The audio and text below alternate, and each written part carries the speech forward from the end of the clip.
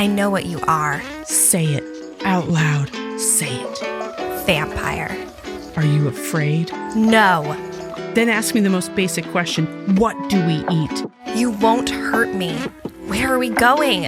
Up the mountain. Out of the cloud bank. You need to know what I look like in the sunlight.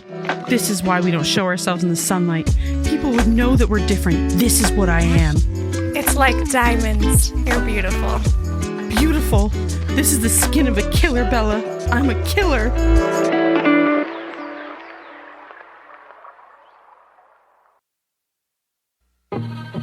I'd never given much thought to how I would die, though I'd had reason enough in the last few months.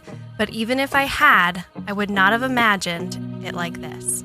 I stared without breathing across the long room, into the dark eyes of the hunter, and he looked pleasantly back at me.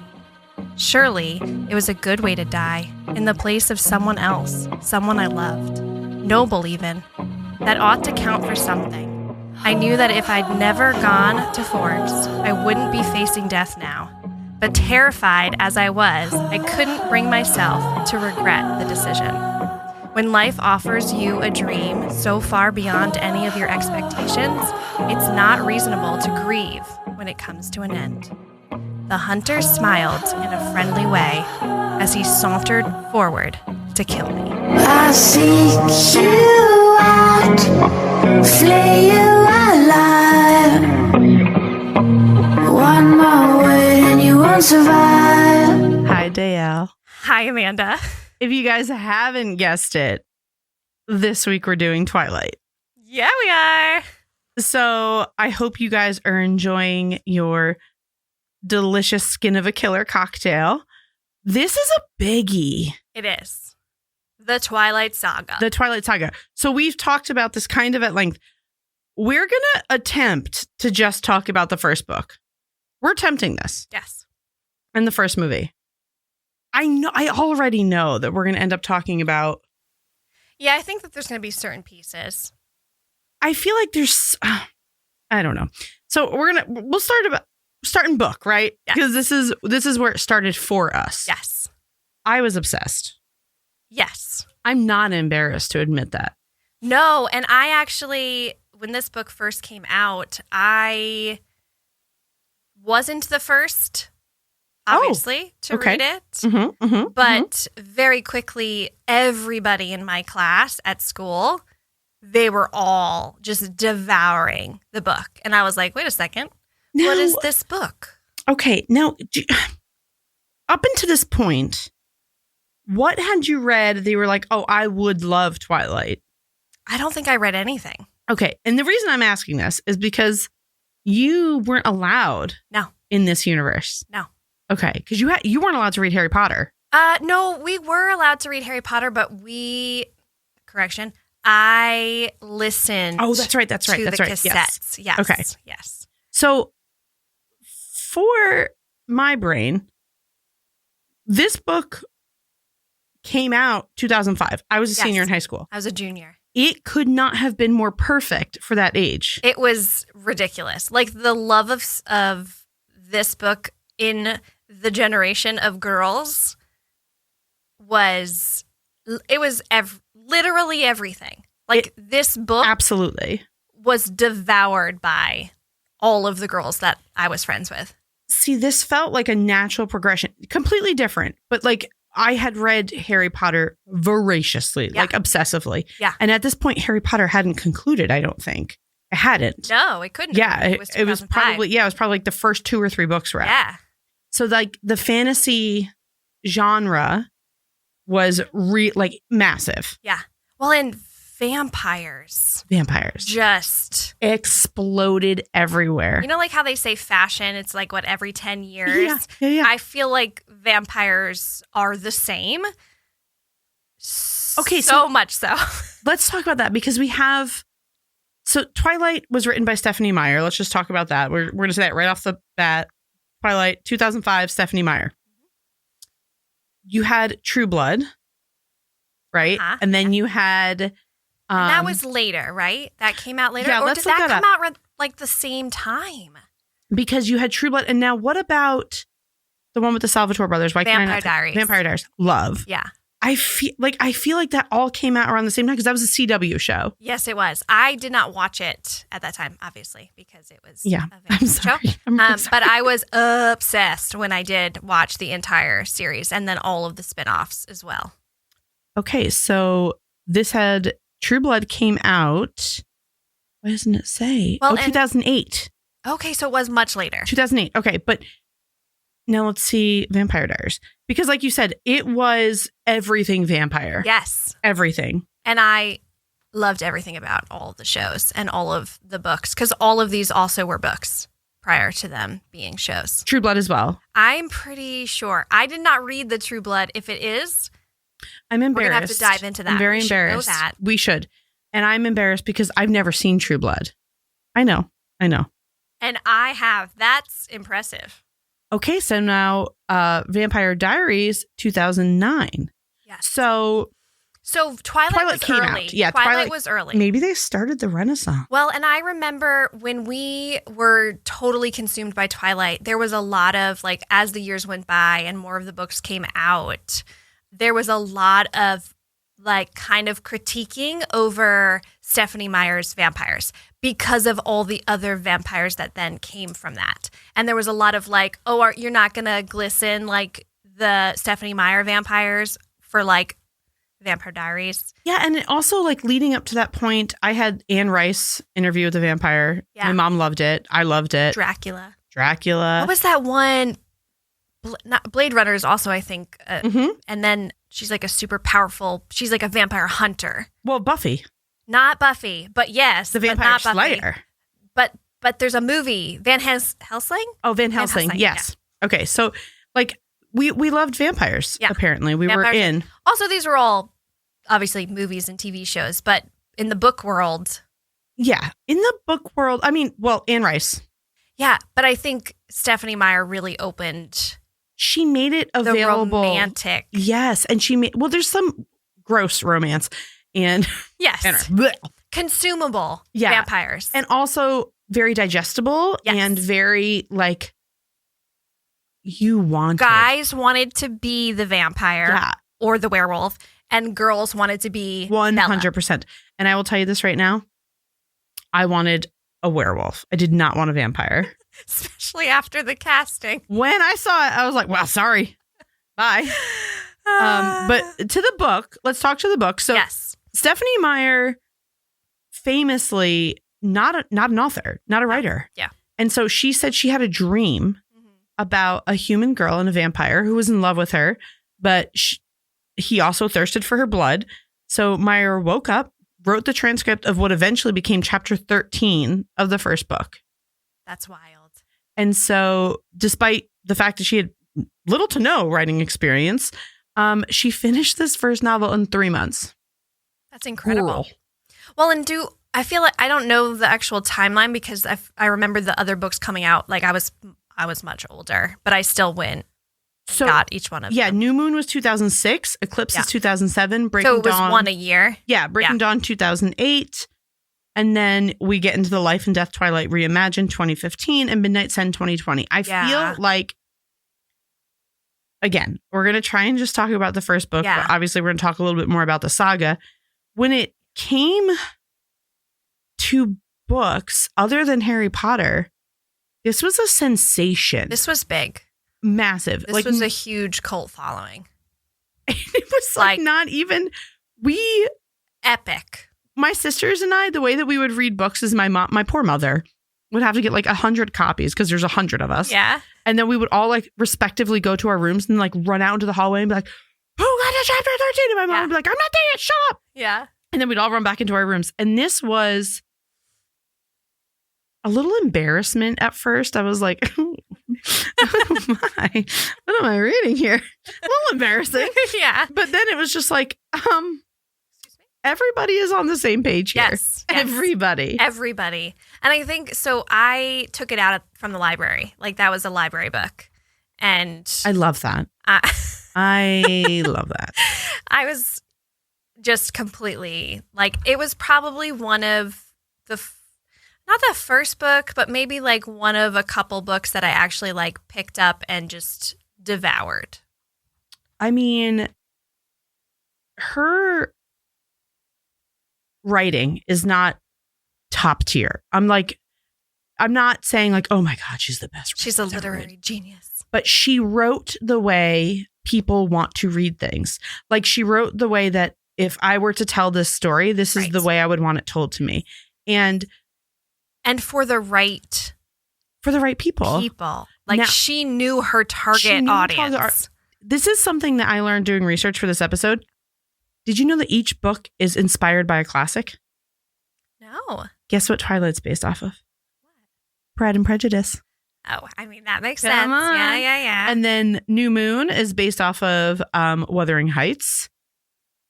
And interesting. Wait, hold on. I might have said that wrong. New Moon's based off of Romeo and Juliet. Okay. Eclipse is Wuthering Heights. Breaking Dawn is a combo of Shakespeare's The Merchant of Venice and A Midsummer Night's Dream. Okay. And she also said that some of her literary influences for this series were Orson Scott Card and Ella Montgomery. Huh. I love that because we just did. That. Yeah, I didn't either. That's interesting. But I will say this. Yes, this is a girl's version of a vampire, right? Like, yes, the whole glittering skin thing. And like, if you don't know what this fucking franchise is about, I don't know what to tell you. Yeah. But the book's about Bella Swan, a girl who moves to Forks, Washington. Which she really isn't described in the book. You really don't know what Bella looks like, or just that she's got brown hair and brown eyes and she's very thin and very pale. Whereas the vampires in this book are described to a T. So, like, do you think that's purposeful though? Yes, so that we could be we can be the Bella ourselves as Bella. Yes, I 100%. And I think that's also why her character is kind of dull. She's so boring. Not a lot to her. She's literally vanilla cake with vanilla icing, which is my favorite, but I'm just saying that's literally what this poor girl is. So, but I think like when you get into this book, you are Bella. You become Bella. And so Edward in the books is so hot. So hot. The version of Edward in the books to me, and I just want to go on the record and say this. We're not talking about the movie yet. We didn't get there yet. No. And I think that's true. I think I looked up because I was like curious. I was like, my thing was, yes, when I envisioned this guy, it was a very different visual. There were a lot of characters that I had a very specific visual, and we'll dive more into it. The movie did not touch on that at all. Ironically, Kristen Stewart as Bella Swan was the only one. Perfection.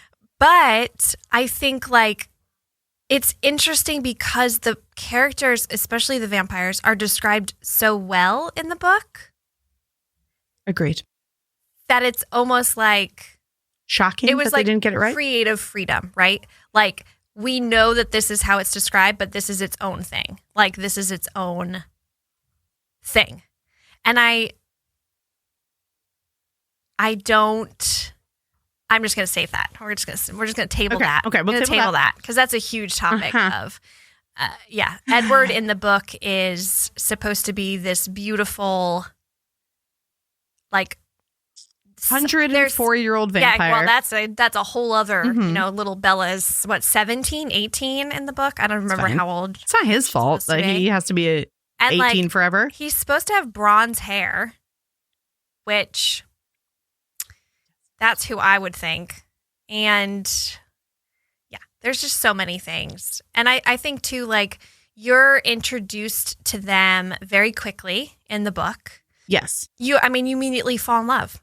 Like they're from the moment she meets him, she's instantly like, why does this man hate me? Why does he look at me like he's going to throw up? I must know why. And it's also a very teenage girl thing. It's just like, ew, he hates me. I need to know why he hates me. And also, hello, Pride and Prejudice. Yeah, exactly. Until you said that, I'm like, oh my God, there's so many. Now, I do just want to say, you know that our girl Stephenie Meyer is a Mormon. Wild. So she was making herself a little. And she says that her faith influenced her work and that her characters tend to think more about where they come from and where they're going than might be normal. And she's like said this so many times in interviews that she did not want the book to be about love and lust. She wanted it to be about life and death. And I think that's probably, now knowing that she's Mormon, that's going back to her. Yeah. That makes sense. Yeah, absolutely. And I mean, it is about life and death. Exactly. I was going to say the beginning of the book, too, there's a quote from Genesis. It's 2:17, and it's, but of the tree of the knowledge of good and evil, thou shalt not eat of it, for in the day that thou eatest thereof, thou shalt surely die. Well, hello. He did. He real did.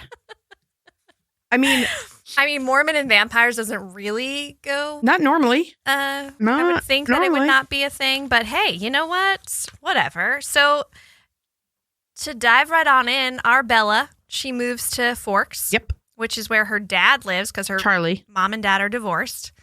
Feel you, sister. And again, guys, if you have not read this book, I don't know what to tell you. We obviously spoilers, but there's so much she is kind of giving up her happiness because she hates cold and wet and damp things.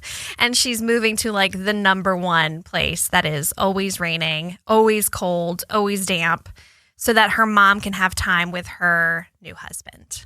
And something that I do want to just touch on is when she moves in with her dad, you can tell they don't have much of a relationship. He's kind of uncomfortable. He's the chief of police. He's a little bit uncomfortable having a teenage girl.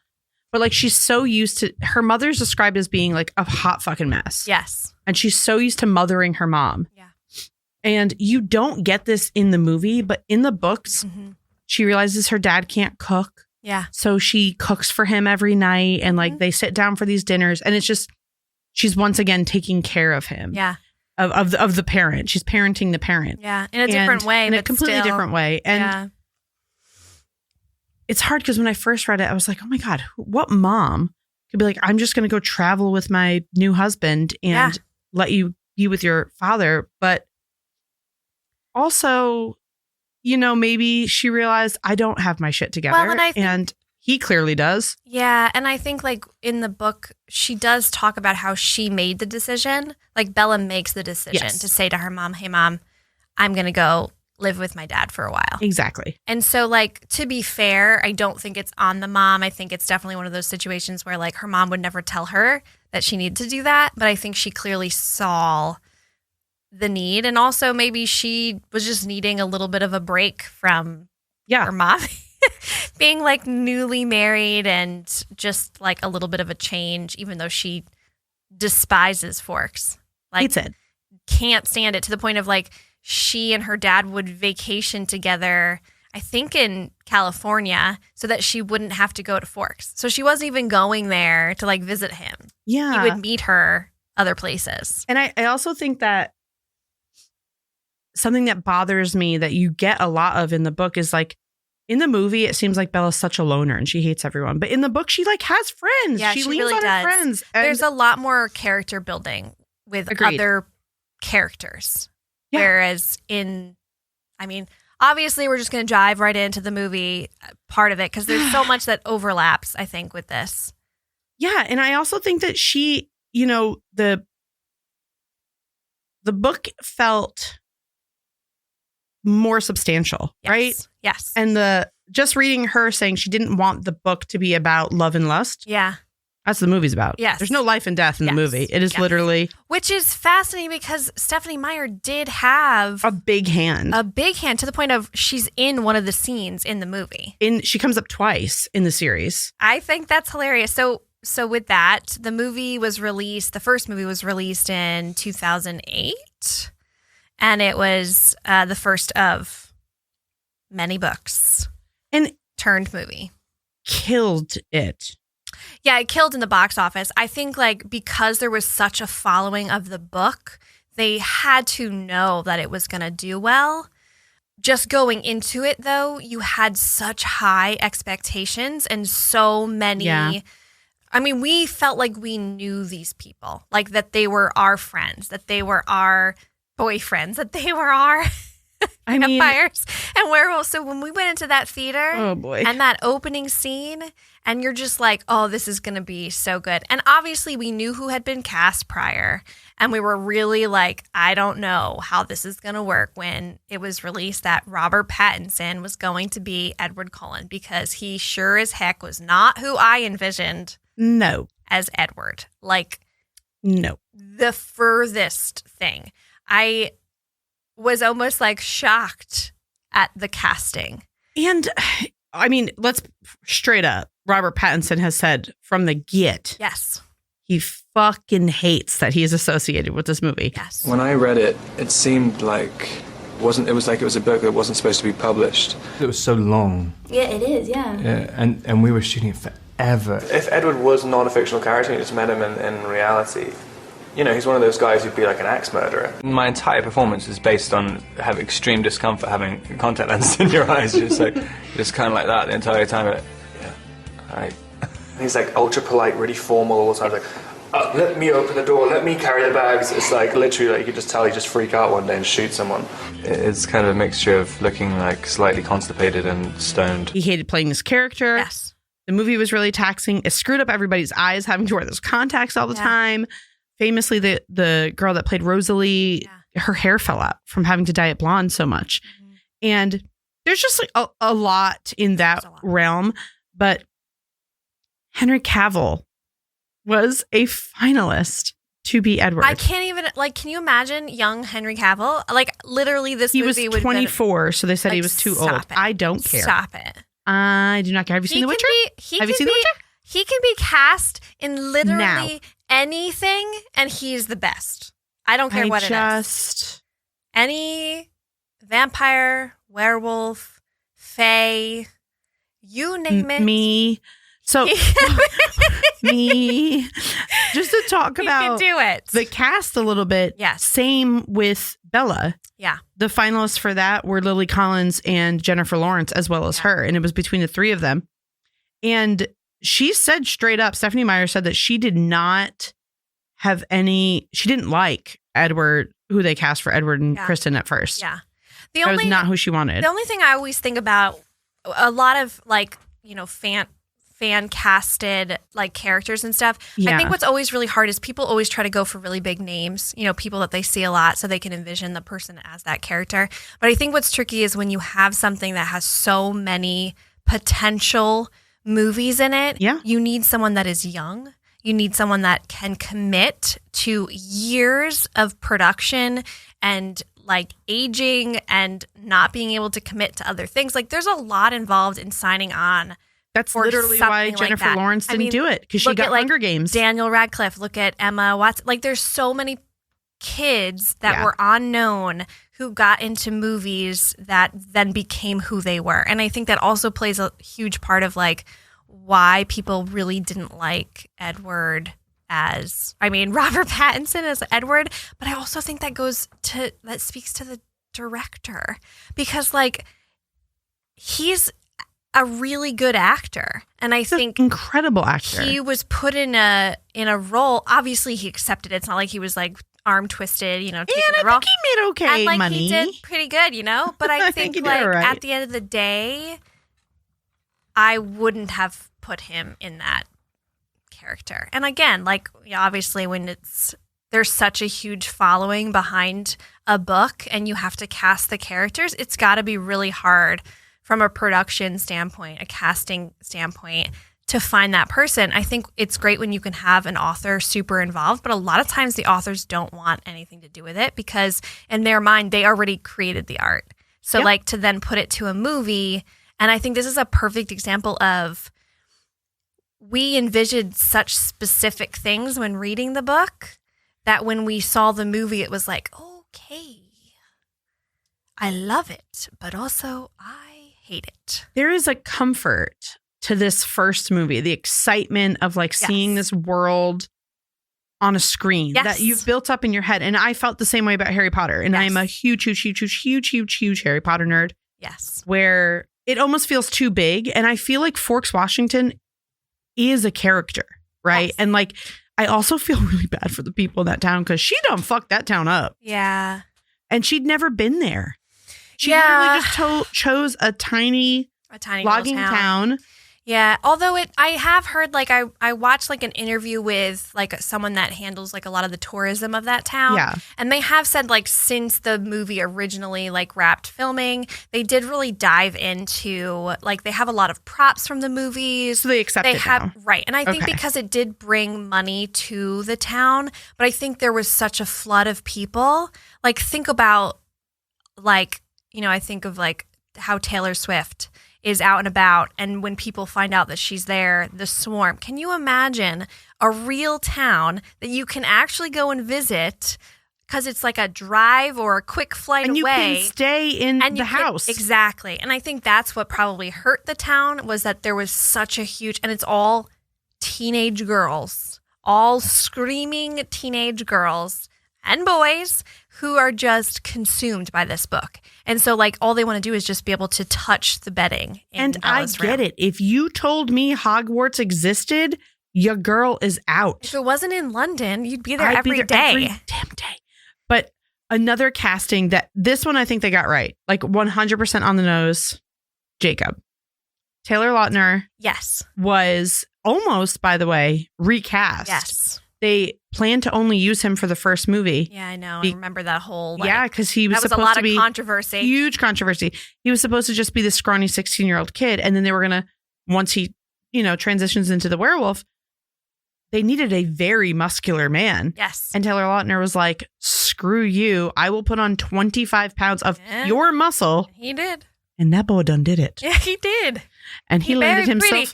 He married pretty, and he listen, he dipped in that T Swift pool for a while too. He did. That's one of the only ex-boyfriends she still loves.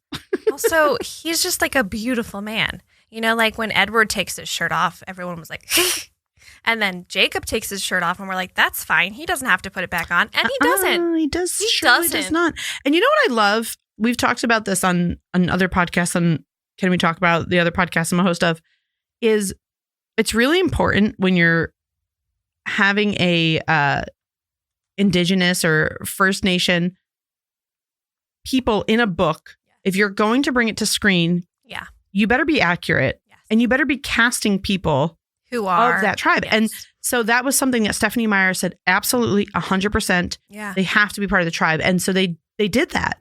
Wow. And a lot of the props in the set are actually from, and that's cool.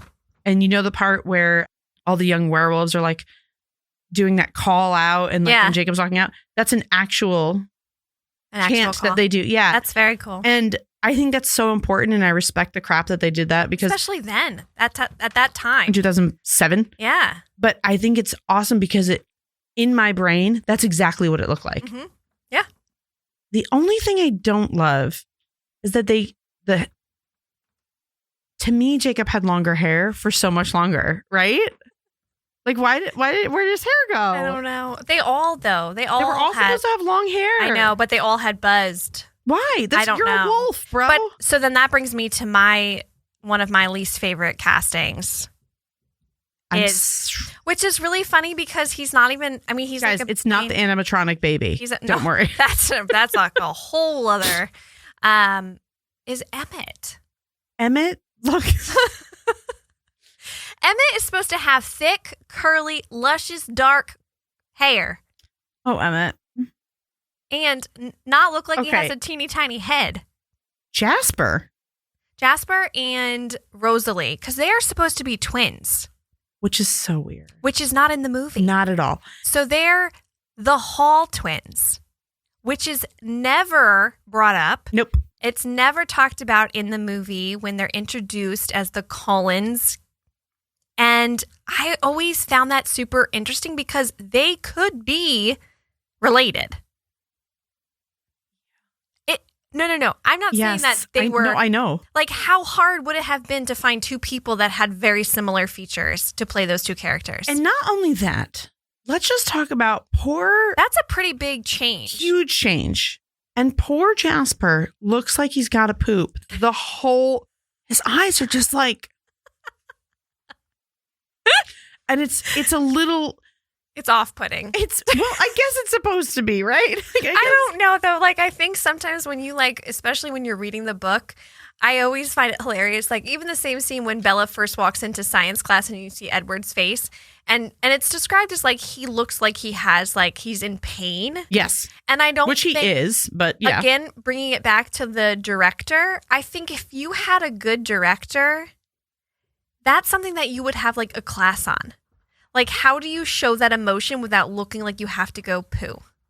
Why? But Jasper or throw up. Looks so terrified. He's supposed to be the scary one, but he's just like... And even when he talks, it's so... And I will say, we've talked about this off camera, I loved Alice's casting. Yeah. She was very tiny and tiptoey, but also lethal. And that little pixie, she was so damn cute, but also you were like, you don't fuck with her. And in the book, she's described as like a cute pixie type, and her hair is in all different directions. They did a really good job. They did a great job. That's probably one of my why castings. Couldn't they? Let's talk about Jessica. Justice for Jessica. We love Anna Kendrick, but justice for Jessica. But like what? That's not accurate. It's not even a little bit. She's supposed to have super bushy, curly hair, for starters. I mean, not that that's not super important, I guess. But when you're envisioning the character, I didn't know who she was. When she came on the screen, I was like, oh, they have a new character. She did have the annoying voice that Jessica has in the books, though. I will say that. Yeah, but it did not envision her as the character that was cast. Oh, me either. And something else. Yeah. So like this, I think the reason it resonated so much with the people our age. So this is considered young adult, right? Which I mean, like I was 17, 18 years old. I think I would be a little bit past young adult, but I love young adult books. Yeah. I love young adult books. But it really does. I do. I love Percy Jackson. Stay tuned. I know. In the book, their first kiss is so different than the movie. In the movie, they're in her bedroom where he watches her while she sleeps. Yeah, not creepy at all. The 104-year-old man. Fine with it. But like, I loved the build up in the book to her finding out he's a vampire. She's like on her computer and she's like, there's such like a build up that when she finally does, you're like, oh, she gonna die. Yeah. And it's not there in the movie. No. It's like immediate romance. No, she touches his hand and then all of it starts to like fly. And then she goes home and she's like, oh my God. And their first kiss in the movie, she's just wearing underpants and a t-shirt. Yep. And she's sitting on his lap. Yep. And don't get me wrong, it was hot as fuck. Yeah. But that is not how it happened in the book. No, it's not. But it's also like how their first interaction is totally different in the movie. Completely different. And how they're introduced is totally, they're not walking into the cafeteria, strolling slowly into the cafeteria. That does not happen in the book. No. And like, I wish that it didn't happen in the movie. You know what I wish didn't happen in the movie? The fucking hold on tight, little spider monkey. What? Robert Pattinson, when he said that line, must have been like, I'm being paid $30 million. I'm being paid $30 million. I'm being paid $30 million. That he will never get away from that. Hold on tight. That's not in the book, people. That's not in the book. If you are a movie watcher and not a book reader, that is not in the book. It's not. And for good reason. For very good reason, actually. Because it's... What the actual like why? Shit? And there is a moment in rewatching. I haven't rewatched the movies in a while. I kind of really want to because I do like watching them. It's if very I take comfort. myself if I take myself out of the fact that it's the same book I read and just like go into it the same way I do a Hallmark Christmas movie. Yeah. Right. So we're going to suspend all belief and care and concern, and we're just going to live in the corniness. Yeah. If you can like compartmentalize. Yes, that's a great way to put it. And watch the movie. That's a great way to put it. Be like, this is a terribly wonderful movie.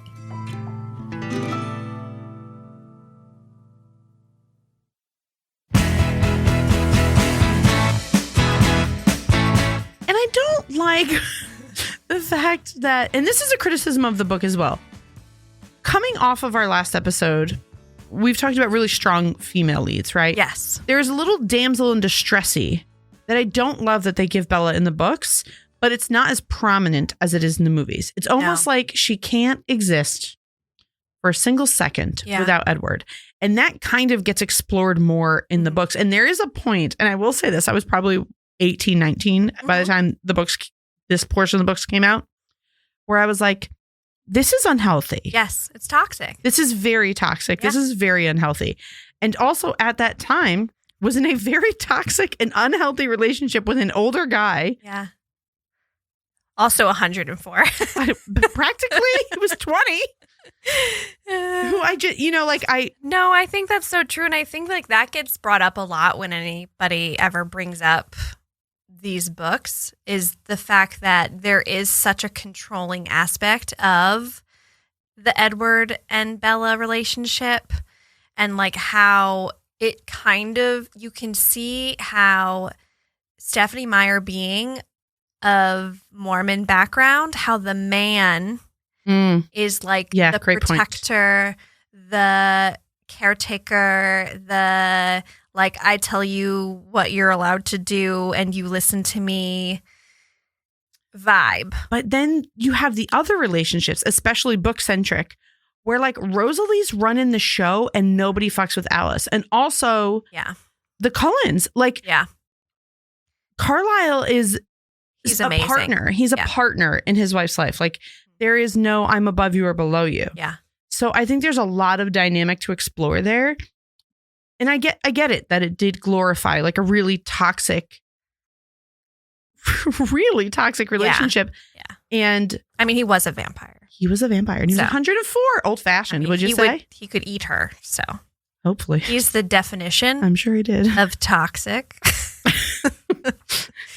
But we loved him. I just want you to know book him. Book him. And I'm not shitting on Robert Pattinson for this at all. He did the best with what he had. Yeah, exactly. And I think that's the thing, is like, given the popularity, given the following, all this stuff, like it had to be so nerve-wracking going into this and then having it released, and just like the kind of, I don't know that there was backlash, but there was a lot of hate. There was a lot. So a lot of hate. She's going up against J.K. Rowling. At that time was beloved. Yes.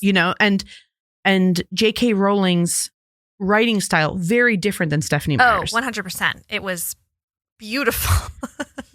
We love the art, not the person, people. Yes. But it very different. Yeah. And so, yes, she's getting criticism, but like, let's hold the freaking phone. And I was just about to say, but this was Stephenie Meyer's first novel. It was also J.K. Rowling's first novel. Yeah. So we're just going to pretend it wasn't. But she got a lot of shit. So, but this book came out 2005. The first movie was coming out 2008. That's not a big window of time. And it was like $60-something million debuting at the box office. That's massive. That's incredible. And so it wasn't perfect. And so we are big book talk people, right? So we read the ACOTAR series. We've read Throne of Glass. We've read, like, we are in love with these series that are coming now to screen. Yeah. Fourth Wing. And, I haven't talked to me. Crescent Sun. He just came out today. So last night. At midnight. I mean, I guess. That's why I got 4 hours of sleep last night. Mm-hmm. So this is why I feel bad, because everybody says, don't Twilight it. Yeah. This is what people measure against. Especially the first movie. Yeah. I think like we don't have to dive into all of the movies today, obviously, or all the books today. There will be a part 2 to this, I'm sure. Yeah. But I think like it took, I don't even know how to like, it went in a direction that I don't know that I would want it to go in, but the production quality got better in some aspects.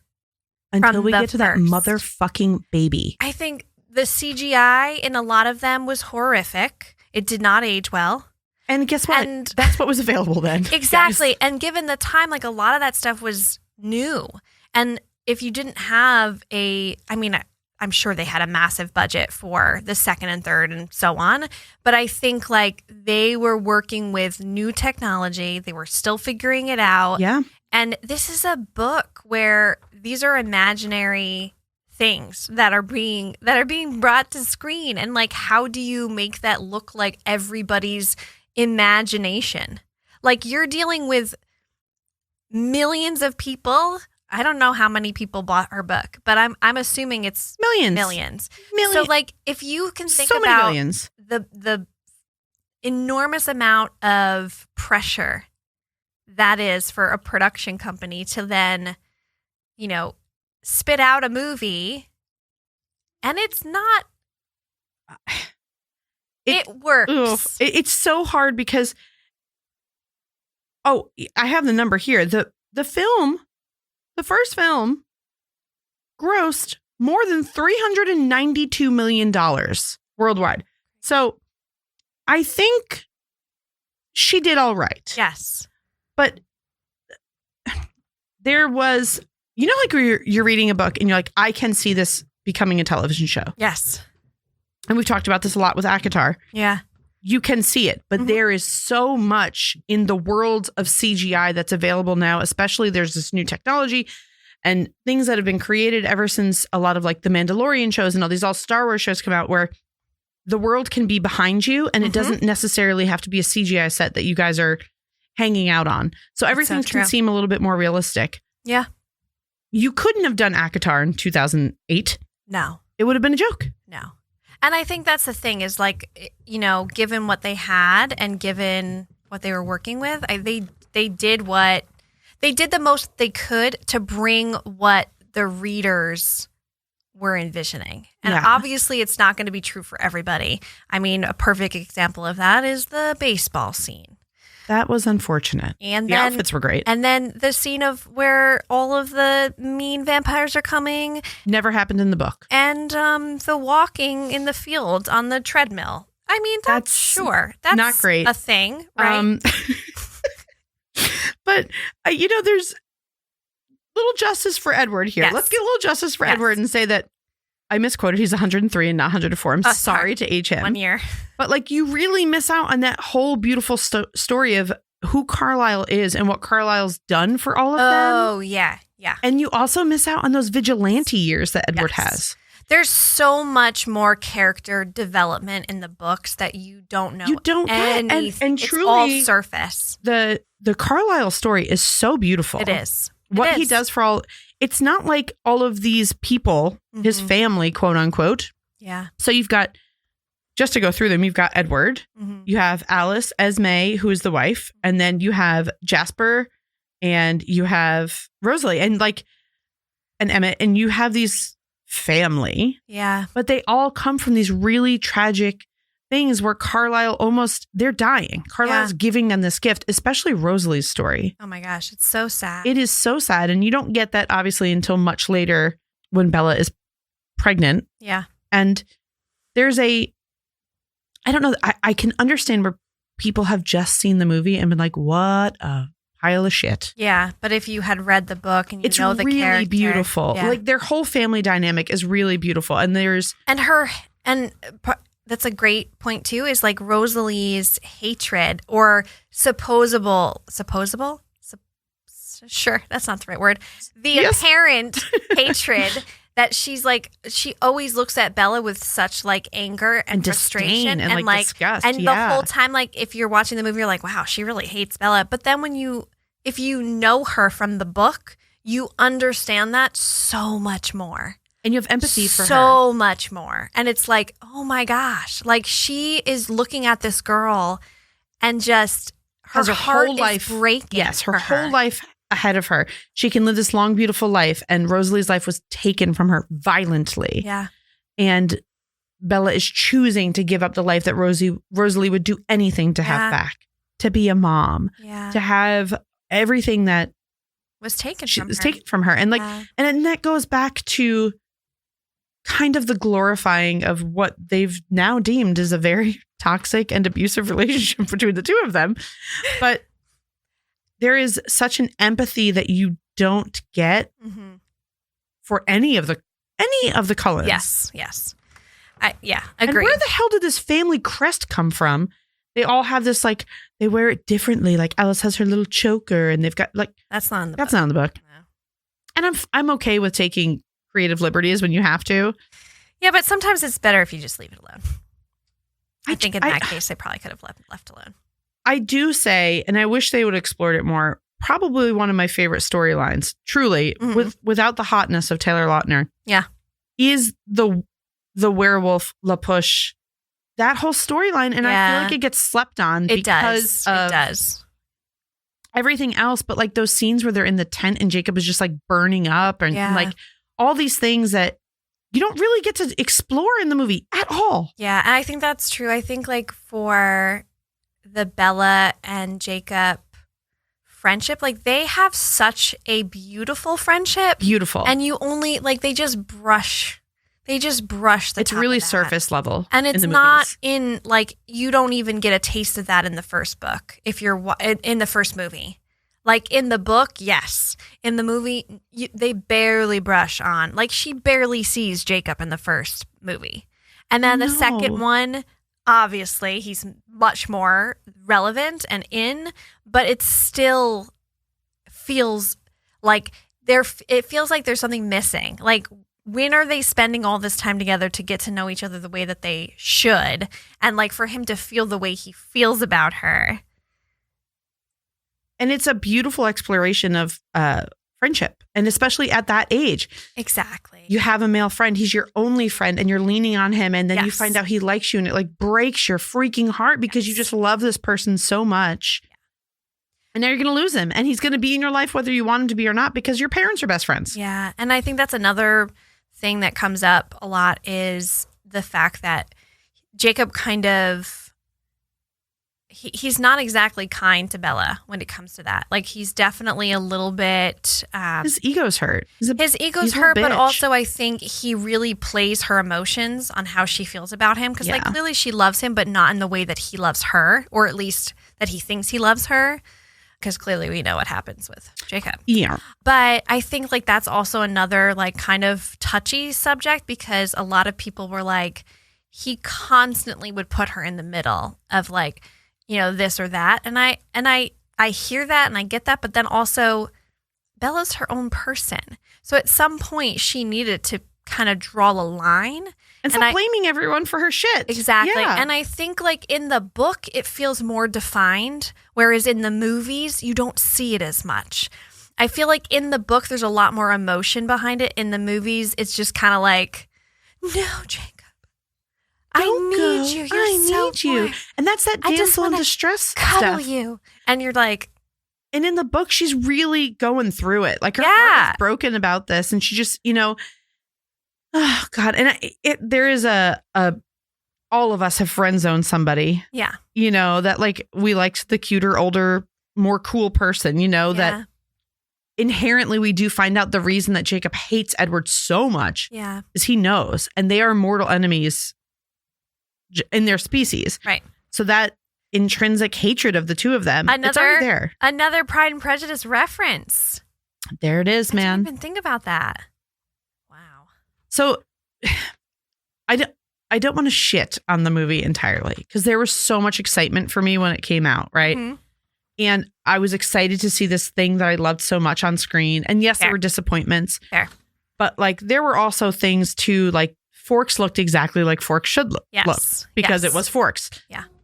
And the way that it was dreary and gross and just the valley and like all those things that needed to look the way they did. It looked really great. And how can we miss the worst thing? Okay. That I think from the first movie is this is the skin of a killer, Bella. Which is the cocktail you'll all be enjoying. Yeah. The skin of a killer. But that scene, because that's such a crazy moment in the book that when you see it in the movie, you're like, what the? In the book, when that happens, you are like, oh my God, you melt. This is, oh my God. You're like, your palms are sweaty. Everything is just, it's like peak. I'm getting goosebumps just thinking about it. Peak. And then the movie happens. You know what that part is in the book? It's the Mr. Darcy hand squeeze in the movie. That's what that part is in the book. Yes. In the movie. In the movie, it is not. It is like the comedic break. It is what? It feels like an SNL skit. Is that a sparkly? It's like I don't even a Ken doll. Yeah, and someone painted him with like glittery nail polish. It's unfortunate. It's very unfortunate. And it just happens so much throughout the movies. And every time it's like, And I don't care if you glitter. Do you? You do in the book. I get it. cringy. But of all the glitters that they could have glittered, they glittered him like RuPaul's Drag Race, which I love, Slay, but that's not the glittering that he did in the book. And I don't know if you pick up on this, but in every time he's glittery, they do this like slow. Oh my God. It's literally like it's so embarrassing. I'm like getting secondhand embarrassment. Like, obviously it's part of the effect. Like, maybe they had to do a certain movement to make the effect work or whatever, but it's so cringe every single, and even like when Bella, sorry guys, spoilers, even when Bella becomes a vampire, the first time she's out in the sun, it's just like this slow motion running and you see her glitter and you're just like, I truly, I'm getting embarrassed listening to you talk about the second embarrassment. I can't. Who saw that and was like, great. I'm telling you right now, I'm the type of person that in a movie, when like someone gets really embarrassed, I have to like look away because I get so embarrassed. Yeah. So embarrassed. Feel the embarrassment. I think my cheeks are getting, if you're watching the video right now, my cheeks are getting red. Yeah. Okay. So it's just the lion falls in love with the lamb. Oh, Grace and a cracker. I will say, this may have been my first smut book. It's light smut. Is it though? When they're dry humping.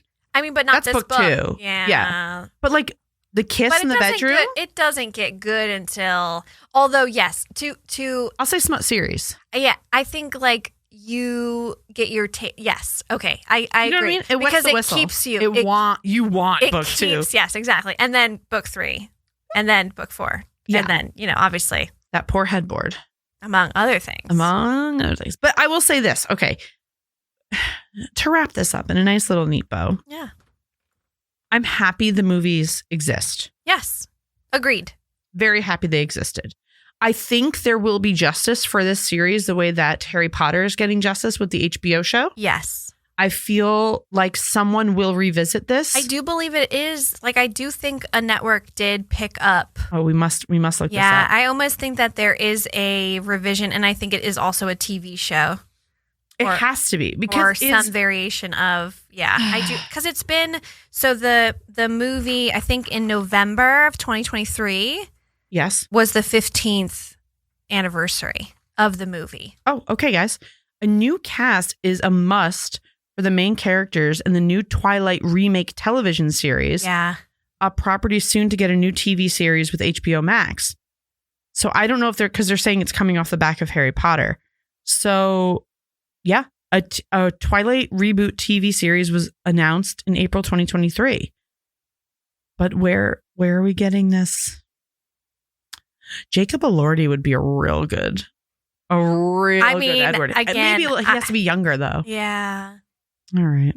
But I'm open to it. Oh my God, look what I just pulled up. We can revisit. Director Catherine Hardwicke suggests Jacob Elordi would be a great choice to play Edward. I just said that. That's so funny. I love this. Jenna Ortega as Bella. Yes, I've heard that. That's fantastic. Mm-hmm. That's very good. Who's going to remake it though? Oh man, I don't think. I'm sorry, no shame to you, Catherine Hardwicke, but you done fucked it up the first time. You shouldn't get a second chance. Yeah, I agree. I think that let's let someone else give it a go, which is clearly the case because is it HBO that bought the rights? It doesn't say in this article. If it is HBO, then it's going to be done right. Which is also something that we talk about a lot when books to television or screen adaptations is like Hulu had bought ACOTAR. And they still have. Yeah, and it kind of got shelved, and everyone was kind of happy because then Disney bought Hulu in the process, and that it was reopened, the project. I know, but I don't want Hulu to have it. I know, I don't either. I was like excited, and then I was like, oof. Not Hulu. Oof. Also, we don't need to really touch on this, but just kind of a fun little fact. I'm ready. There is also, I never read it, but I know a lot of people. So Twilight is through the eyes of Bella. Yes. But there is a Edward version. Read it. And it's not written by Stephenie Meyer, correct? So it is, are you talking about The Midnight Sun? No, it's like Twilight through Edward's eyes, or Edward's. Wait, isn't that what Midnight Sun is? Edward's Twilight, or no, it's that's like a totally different. Okay. It's literally Twilight, but being like the exact story of Twilight, but through Edward's eyes. Yeah, that's what I thought Midnight Sun was. Yeah, that's what it is. So Midnight Sun, 2020 companion. But look. The work retells Twilight from the perspective of Edward. Yeah. Nope. That's not. Yes. But there's that's, another, yes, like a fan right. fiction. Yes. Oh, yes. and it's better. Yes. It's a different author. It's a different, yes. Sorry. I was like, yes, but there's another one. And it kept coming up when I was looking up. I don't know. Oh. I don't know. But you can buy a physical book of it. Okay, because I like me some fan fiction. I know. And it's usually dirty, and I like that. I would assume it probably is. I hope it's real dirty. It's supposed to be the same storyline. Oh, it's not going to be dirty. So that sucks. But there's several of them. So I would assume they've done more than one. So maybe it does get. Also, here's just something as we wrap up here that's always bothered me. And we're just going to say it, You're being told that these people are a family. But then 4 of them are fucking each other. Yeah. How does that work? And we're okay with it, I guess. Yeah. Because they're adopted. I don't care. And remember, in the book, 2 of them are twins. I know. I can't get behind this. Like, no one's questioning that. No adoption agency. No Child Protective Services is like, hey, these kids, first of all, have been in high school for 78 years. Also, they're all supposed to be the same age. They're supposed to be juniors or seniors. I don't know. But you know what I do like? The wall in the movie with all the graduation caps from all the graduations they've had. I do like that. And also the scene where Edward is at the little salad bar and Bella's getting her food and she drops the apple and he catches it like the book cover. Yeah. We did have an apple for the table, guys. That was a fun little, like, in the theaters. When that happened, everyone was like, oh my God, it's the book cover. Did you see the midnight showing? I did. Yes. Yeah, same. What if we were in the same one? With a whole lot of older women. Yeah, well. Like a whole lot of, which is us now. That's us. I was just going to say, to break it to you. We are the older women. Yeah, I'm okay with it. I'm okay with it. Hey, they were. I'm just saying. They were rocking. I'm just saying. They knew it was good. I feel like we don't even need to say this, but watch it or read it. Read it. Now, I will say, after you read it, if you want to just for fun watch it, do it. But don't watch it before reading it. Oh my God, no. And if you have watched it and not read it and you're like, this is a pile of trash heap. Yeah, please There's a reason why. Mm-hmm. Or if you're like, I really like this, read the book. Your mind is going to be blown. You're going to be like, I can't believe I liked this swill. Yeah, just do it. Just do it. And another thing I do want to say, if the TV gets remade, other than Edward, what are we looking for? What is our number one? Oof. That's a fair question. I want them to take their time describing the characters so you have empathy, and also that final scene, which is not what we're talking about now, but if we're talking about the remake.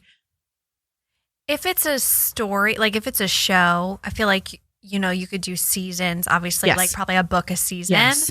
And depending on how many episodes you can do in a season, I feel like they could really dive into a lot more of the like side characters. Yeah. And it would give Bella a personality, give Edward a personality. Yeah, like maybe don't make her so damsel-y in it. Make her come across more like she is in the book. But then also, I think the other characters, I think that they could definitely use some more screen time. Yeah. Like, just fucking do it the way it was written. Just take the book and make it into and the just show. do it. And I'm going to say another thing I would like, obviously. Run with it. If we're doing this, keep that world with the werewolves and La Push and like that whole area. Give it the credit it's due. Like, focus more on that because it's a huge part in laying the groundwork for what comes later. It's so true. And on that note, about 3 things I was absolutely positive. First, Edward was a vampire. Second, there was a part of him, and I didn't know how potent that part might be, that thirsted for my blood. And third, I was unconditionally and irrevocably in love with him. And that's the part we love. It's so good. And that's a huge part of the book. Huge part of the book. So read it. And that's it. That's okay. So again, we just touched on the first one. Yeah. We'll come back for the others. We'll be back. We'll give justice to the rest of the saga. Yeah. But that's Twilight. And as always, we want to know what you guys think. Yes. Did you watch it? Did you read it? Did you love it? Did you hate it? Let us know. Head over to all the socials. Tell us. Follow us. Like us and subscribe because that helps us a lot. And so that we can keep doing this. And make the cocktails with us. We want you to drink with us. And we want you to tag us in pictures of you drinking them. Yes. So again, we're going to have the recipes every week posted before the episode comes out so you can get all of your fun little ingredients and get ready and make the cocktails with us. And I mean, like, I listen to podcasts while I drive my car, so I won't be drinking the cocktails while I drive my car. But maybe you get home. After, you get home. A late night cocktail. Absolutely. As always, we want to thank the team behind Watch It or Read It. Our editor, Katie Yonner. Our production coordinator, Nicole Vargas. Our associate producer, Lou Barron. Our video producer, Kyle Bosch. Our executive producer, Tommy West. And as always, Watch It or Read It is produced by Gotham West Studios. Head over and follow us on our Facebook, Twitter, Instagram, and TikTok at Watch It or Read It.